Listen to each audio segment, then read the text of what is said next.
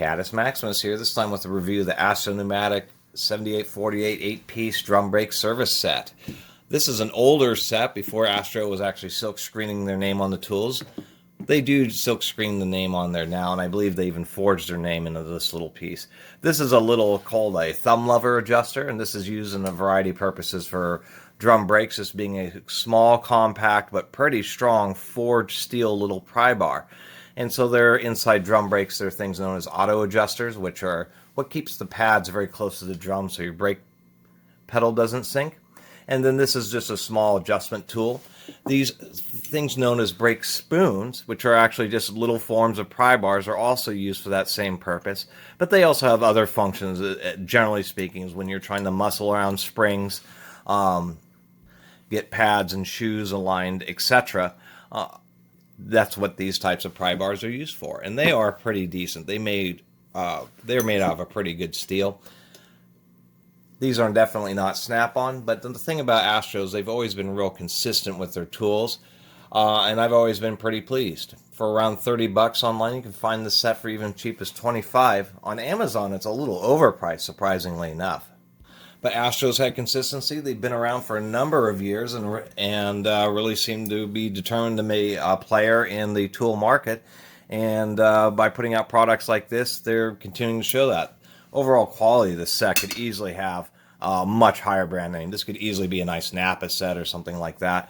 Here's some other spring pliers. These are used quite often on like Chrysler brakes, where and like on General Motors vehicles, they have the springs go up around a post, and they're really strong, but they're easier to access. On Chryslers, they don't use as strong a spring, but they're really hard to get at, and you have to use this special type of pliers, which kind of hooks into the little loop of the spring.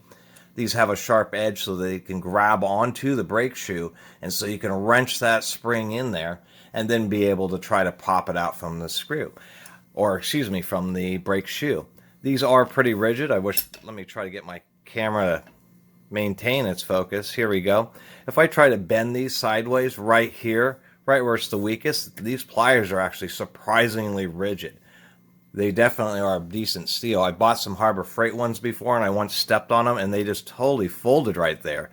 These would not fold if you stepped on them. What else do we have here? We have a couple of, I don't know if these aren't acetate handles, but they're definitely hard plastic. I don't think they'd use nylon or polycarbonate because that's a pretty expensive plastic, but it's like polyethylene or something like that. And they're pretty nice. The quality of the steel and the machining seems pretty decent. Both of these are used for the retention springs that keep drum brakes from rattling, and they're like little T-nail things that you have a little washer and a spring that turns 90 degrees to lock it in. These are to work with that washer and make it easier. They have little notches inside so they can get a little bit of a grip. And they do have cross slots so you can actually see that you've turned it 90 degrees. Part of the point of this is when you put it on the little washer, you kind of have an idea that it's aligned. That way you can turn it and see that. One thing I was going to make a note is it's interesting that on the small one they didn't knurl it, but on the large one they did. They also are press fit and then use a riveting action to hold these ends in place, and that's a pretty good deal because then you get a nice billet machine piece on a nice screwdriver handle. And these pieces really are extra thick and heavy duty. We have a couple other tools here that are long handle. This is actually a spring installation tool. You would use this very often on General Motors vehicles and other similar, very simple drum brake systems. This, you put a spring over the end of it, and there's usually, like on General Motors brakes, you have a spring that goes around the post, and they're very strong. And you have to, usually, you would use something like maybe a slot head screwdriver to get the spring on there and try to slide it down and inevitably get stuck. This is a tool specifically designed for that. It has a little notch on the back to help hold it onto the post.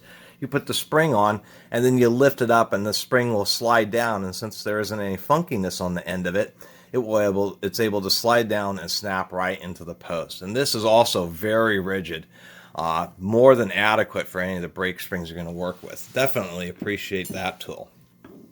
Also appreciate this tool because inevitably you use things like needle nose pliers and these are lineman's pliers, and you still would want to have these three tools around. but to remove springs. And this is actually a special spring removal tool where it goes over the little post, like I was just talking about this tool installing the springs. This is to use to remove the same spring. So when they're wrapped around a post, they have a little hook in a little end of the spring. So this goes over the post, and then you twist it, and it presses the end of the spring until it starts to unwrap, and either it will pop over the edge of this into this groove in which you can just pry it out, or you'll just roll it all the way over until the spring just pops off. And these are actually a very handy tool, and if we actually look at the machine work, it looks just fine. It's also riveted on just like these other two smaller tools. Overall, I think these really are great for 30 bucks, and surprisingly enough, Harbor Freight doesn't have a set quite like this, and their brake tools really look pretty terrible, pretty low quality. These are Taiwanese made, and they seem a lot better than the Harbor Freights. That's why I didn't end up getting the Harbor Freights. My one little bit of a criticism, I like how well built these anti-rattle, I guess, washer installation tools are made, but I do wish they would have switched the design a little bit to where it had side windows like this. It's just a little bit easier to see when you're installing when you have these types of side windows versus having cross windows. And yes, you actually do get a case with these. Before the case, I just want to re-emphasize this tool right here is almost worth the whole set. For using as a nice forged steel little thumb pry bar, for using it on interior pieces. There's so many situations where you just need a little pry bar, but without all the width of a screwdriver handle, this thing is actually pretty amazing.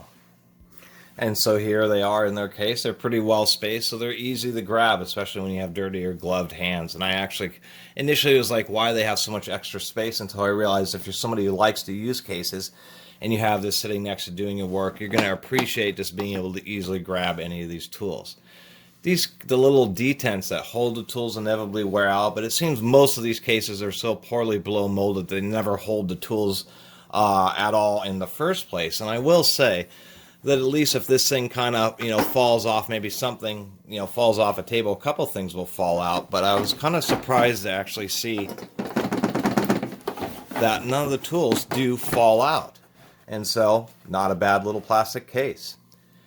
Anyway, I'm going to go ahead and finish up the review, or leave the review at that. I really appreciate everybody watching and subscribing. And if you haven't subscribed, please do. Until next time, Catus Maximus out.